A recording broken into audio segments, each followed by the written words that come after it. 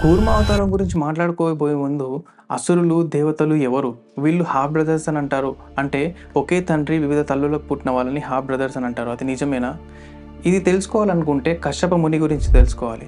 కశ్యప ముని సప్త ఋషులలో ఒకడు. ఇతను మానసపుత్రుడు. ఇతనికి 13 మంది భార్యలు. అందులో ముగ్గురు అదితి, దితి, ధను. ఈ ముగ్గురికి పుట్టిన వాళ్ళే అసురులు, దేవతలు. అదితి తను ఒక ఆస్పీషియస్ టైం ఇంకా బూన్ టైంలో కలవడం మూలాన తనకి దేవాస్ అంటే ఆదిత్యాస్ పుడతారని అంటారు. ఇంకా దితి అండ్ ధను ఒక అన్ఆస్పీషియస్ టైంలో కలవడం మూలాన వాళ్ళకి ధనవాస్ ఇంకా దైత్యాస్ పుడతారని అంటారు. అంటే అసురులు అని అర్థం. వీళ్ళని ఈవిల్ వర్సెస్ గుడ్ అని కాకుండా ఆర్డర్ వర్సెస్ కేయాస్ అని చూస్తే ఒక మీనింగ్ ఉంటుంది. అంటే మామూలుగా దేవతలు అసురులు అని చూడకుండా ఒక ఆర్డర్ వర్సెస్ కేయాస్, ఇంకా డివైడెడ్ వర్సెస్ అన్డివైడెడ్, ఆ విధంగా చూస్తే ఒక మీనింగ్ ఉంటుంది. ఇంకా మనం అసలు కథలోకి వెళ్తే, ఒకరోజు దుర్వాస మహర్షి వైకుంఠం నుంచి అంటే విష్ణువు ఉండే ప్రదేశం నుంచి తన ఆశ్రమానికి తిరిగి వెళ్తుండగా మధ్యలో ఇంద్రుడు కనిపిస్తాడు. అప్పుడే ఇంద్రుడు అసురుల నుంచి ఒక వార్ గెలిచి యుద్ధం గెలిచి తిరిగి వస్తుండగా అంటే ఆ ప్రౌడ్నెస్ ఇంకా తనకు పోదు, ఇంకా అలానే ఉంటుంది. ఇంకా నేను వార్ గెలిచాను అని అన్న ప్రౌడ్నెస్ ఇది చూస్తున్న దుర్వాస మహర్షి అరే ఇంద్రుడు వస్తున్నాడు, యుద్ధం గెలిచాడు కదా అని ఒక సత్కరించడం కోసం తన దగ్గర ఉన్న పూలదండను తీసి ఇంద్రునికి ఇస్తాడు. అప్పుడు ఇంద్రుడికి ఏం చేయాలో అర్థం కాక పూలదండను తీసి తన దగ్గర తను కూర్చున్న ఏనుగుపై వేస్తాడు. అప్పుడు ఆ ఏనుగుకి అంటే ఆ పూల చుట్టూ ఉన్న ఈగల మూలన ఆ ఏనుగు కొంచెం ఇరిటేషన్ రాగానే ఆ పూలదండం తీసి కిందేసి తొక్కేస్తుంది. ఇది చూస్తున్న దుర్వాస మహర్షికి చాలా కోపం వస్తుంది. కోపంతో దుర్వాస మహర్షి అప్పుడు ఇంద్రుడితో, నువ్వు ఇన్ని యుద్ధాలు గెలుస్తున్నావు అన్నందుకే కదా నీకు ఈ పొగరు, అంటే దేవతలు అందరు కలిసి అసురులను ఓడించారనే కదా ఈ పొగరు, మీకు ఈ పొగరు లేకుండా చేస్తాను, మీరు ఇప్పటి నుంచి మీకున్న శక్తులన్నీ కోల్పోతారు, ఏ యుద్ధంలో కూడా మీరు గెలవరు అని ఒక శాపం వేస్తాడు. పొగరుతో ఉన్న ఇంద్రుడు ఏనుగుపై నుంచి కిందికి దిగి, ఆ స్వామి మహర్షి నేను చేసింది తప్పే, నన్ను క్షమించండి, అనుకోకుండా అయ్యింది జరిగింది, నన్ను క్షమించండి, మీరు పెట్టిన శాపాన్ని తిరిగి వెనక్కి తీసేసుకోండి అని వేడుకుంటాడు. కానీ దుర్వాస మహర్షి ఒప్పుకోడు. ఒకసారి పెట్టిన శాపాన్ని మళ్ళీ వెనక్కి తీసుకోవడం కుదరదు, అంతలా ఉంటే మీరు బ్రహ్మదేవుడిని వెళ్ళి వేడుకోండి అని చెప్పేసి ఇంద్రదేవునికి చెప్తారు. అప్పుడు ఇంద్రదేవుడు బ్రహ్మదేవుని దగ్గరికి వెళ్ళి వేడుకుంటాడు, జరిగిన కథ మొత్తం చెప్తారు. అప్పుడు బ్రహ్మదేవుడు, నేను ఈ విషయంలో ఎటువంటి సహాయం చేయలేను, అంతలా ఉంటే మీరు విష్ణుమూర్తిని వెళ్ళి కనుక్కోండి అని చెప్పి విష్ణుమూర్తికి దగ్గర పంపిస్తాడు.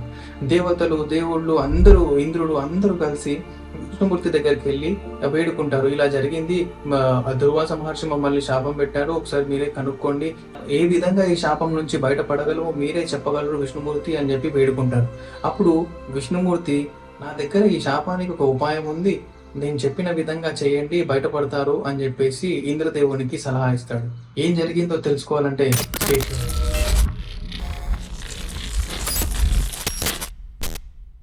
అప్పుడు విష్ణుమూర్తి ఇంద్రుడితో ఇలా అంటాడు, నువ్వు శాప విముక్తుడు కావాలన్నా, నీ పవర్స్ ఇంకా తిరిగి రావాలన్నా చేయాల్సింది ఒకటే, పాల సముద్రాన్ని చిలకడం. ఇది చిలకడానికి నీకు అసురుల సహాయం కూడా తీసుకోవాల్సి ఉంటుంది. స్టార్టింగ్ వాళ్ళు ఒప్పుకోకపోయినా సరే వాళ్ళకి ఆ వచ్చిన అమృతంలో సగభాగం ఇస్తామని చెప్పండి, అప్పుడు వాళ్ళే వస్తారని అన్నప్పుడు ఇంద్రుడు అంటాడు, ఇప్పుడే వాళ్ళు మొత్తం భూమిని మొత్తం అతలాకుతలం లేకుండా చేస్తున్నారు, ఒకవేళ వాళ్ళకి అమృతం ఇస్తే వాళ్ళు ఇంకా ఎక్కడ ఆగరు, వాళ్ళకు చావంటూ ఉండదు కదా అని చెప్పి విష్ణుమూర్తితో అన్నప్పుడు విష్ణుమూర్తి అంటాడు, అదంతా నేను చూసుకుంటాను, మీరు వెళ్ళి వాళ్ళని ఒప్పించండి అని అంటాడు.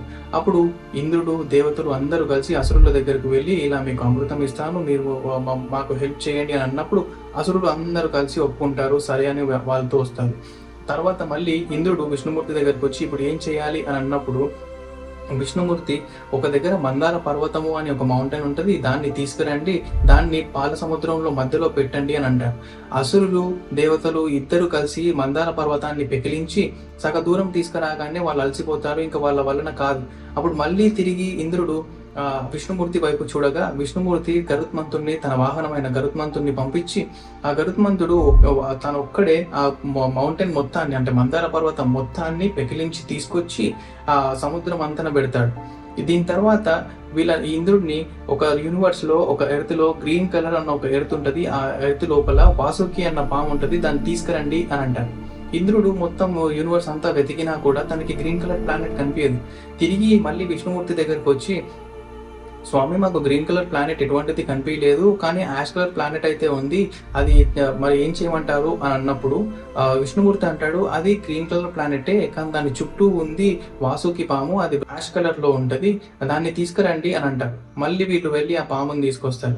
ఇప్పుడు వీళ్ళ దగ్గర సముద్రం మధ్యన, అంటే సముద్రం అంతాన మందార పర్వతం ఉంది, దాని చుట్టూ వాసుకి పాము ఉంది. ఇప్పుడు ఏం చేయమంటారు అని విష్ణుమూర్తి అన్నప్పుడు, ఒకవైపు అసురులు ఉండండి, ఒకవైపు దేవతలు ఉండండి, దాన్ని చిలకడం స్టార్ట్ చేయండి అని అంటారు. కానీ ఇంతలోనే తల వైపు ఎవరు ఉండాలి, తోక భాగం వైపు ఎవరు ఉండాలి అన్నట్టు గొడవలు వస్తాయి. అప్పుడు అలా గొడవ పడుతున్నప్పుడు మధ్యలో ఇంద్రుడు, మేము తల భాగం వైపు ఉంటాము, మీరు తోక భాగం వైపు ఉండండి అని అసురులతో అన్నప్పుడు అసురులకు చాలా కోపం వస్తుంది. మేమెందుకు కాళ్ళ వైపు ఉండాలి, మీరెందుకు తల వైపు ఉంటారు, మేమే తల వైపు ఉంటాము, మీరే ఇటు రండి అని చెప్పేసి అన్నప్పుడు ఇంద్రుడు సరే వద్దులే అనుకుంటూనే సరే అని అంటాడు. లోపల నవ్వుకుంటాడు. ఎందుకంటే పాముకి విషం తలకాయలోనే ఉంటుంది.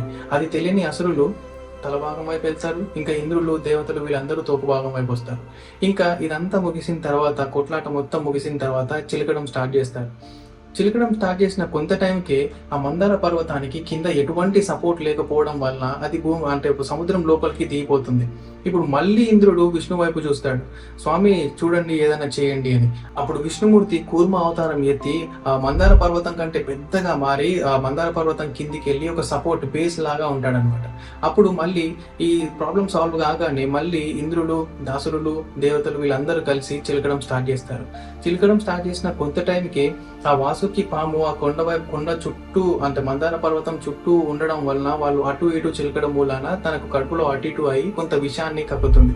తలభాగం సైడ్ ఉన్న విషం మొత్తం అసురుల పైన వచ్చి పడి కొంతమంది అసురులు చనిపోతాడు. అప్పుడు కొంతమంది అసురులు చనిపోతారు. కానీ ఇట్లాంటి ఎటువంటి సిచ్యువేషన్ వచ్చినా సరే ఆపకుండా ఇటు సైడ్ దేవతలు, అటు సైడ్ అసురులు దాన్ని చిలుకుతూనే ఉంటారు. కంటిన్యూగా చిలకడం వలన మొట్టమొదట హాలాహలం వస్తుంది. అంటే ఈ హాలాహలం అంటే ఒక పాయిజన్ టైప్, అంటే ఒక క్లౌడ్ మొత్తం స్ప్రెడ్ అయిపోయి అటు అసురులను ఇటు దేవతలను ఇద్దరిని, అంటే ఎవరు అడ్డొస్తే వాళ్ళందరినీ చంపేస్తుంది.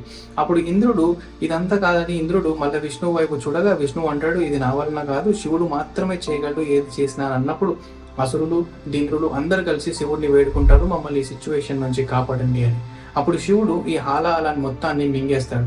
కానీ తనకు కూడా చాలా బాధాకరంగా ఉంటుంది. అప్పుడు పార్వతి ఆ గొంతులో నుంచి దిగకుండా దాని గొంతులోనే ఆపేస్తుంది పార్వతి. అందుకే శివుడి కంఠం నీలంగా ఉంటుంది. అందుకే శివుడిని నీలకంఠేశ్వరుడు అని అంటారు. మళ్ళీ కంటిన్యూగా చిలకడం మూలాన దాని తర్వాత కామధేను వస్తుంది. ఈ కామదేవుని వశిష్ఠ మహర్షి తీసుకుంటాడు. కామధేనువు తర్వాత అప్సరసులు వస్తారు. రంభ, ఊర్వశి, మేనక, తిలోత్తమ వీళ్ళందరూ స్వర్గానికి వెళ్ళిపోతారు. దాని తర్వాత శంఖం వస్తుంది. శంఖాన్ని విష్ణుమూర్తి తీసుకుంటాడు. తర్వాత చంద్రుడు వస్తాడు. చంద్రుడిని శివుడు తన తలకాయ పైన పెట్టుకుంటాడు. దాని తర్వాత సుర, అంటే ఆల్కహాల్ కి దేవత. అటు అసురులు డౌట్ పడతారు, ఇటు దేవతలు కూడా డౌట్ పడతారు. కానీ లాస్ట్ కి అసురులు తీసుకుంటారు సురాన్ని. దాని తర్వాత లక్ష్మీదేవి వస్తుంది.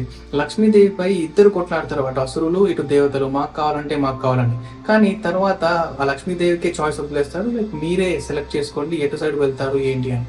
అప్పుడు లక్ష్మీదేవి అటు అసురుల సైడ్ చూడదు, ఇటు దేవతల సైడ్ చూడదు. తను చూసేది ఒకే ఒక వైపు విష్ణుదేవుని సైడ్.